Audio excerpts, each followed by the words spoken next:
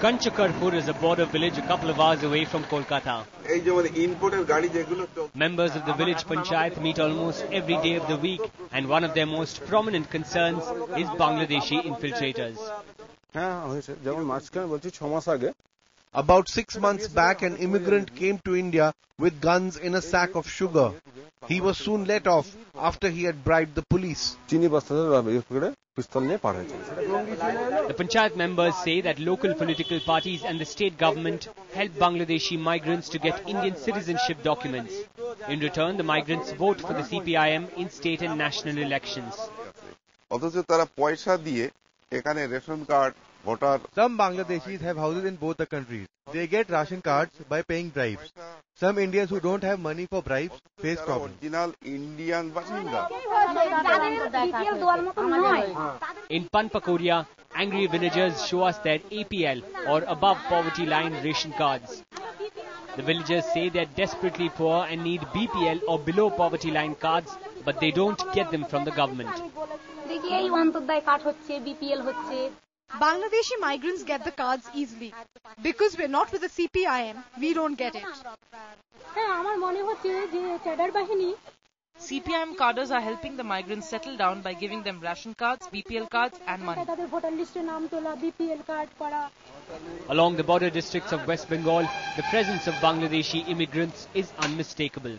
So it's actually the porosity is of two kinds. One is they can very well mix with the rest of the population in West Bengal. The other one is even if you look at the dialect, if you consider the dialect they speak, the children speak, you can't tell them apart. As soon as they came, they were issued with ration card. And as you have a ration card, that is a document, an identity document to get yourself as a voter list. Large numbers of Bangladeshi refugees came to India after partition. By 1948, over 12 lakh people had crossed over to West Bengal, Assam and Tripura. 60 years after independence, that number has gone up to 20 million according to the Home Ministry. This coming and going for economic purpose, I don't consider is a threat.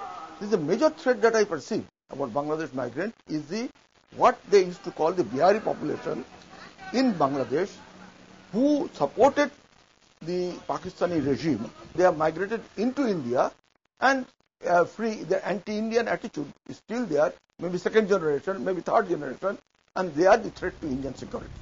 Over the last 6 decades, the demographic profile in West Bengal border districts like Darjeeling, Malda, Murshidabad and Nadia has changed dramatically. In the last 30 years, the BSF has increased its presence along the Bangladesh border. But as long as migrants are seen as politically expedient, India's eastern frontier will continue to remain one of its biggest national security threats. In Tripura, these pillars separating India and Bangladesh are mute spectators to the infiltration across the 850-kilometer-long border in this state. Many illegal immigrants make their way to Agartala, the capital of Tripura. They cross over in the morning, drive their rickshaws and go back before nightfall. And we locals starve.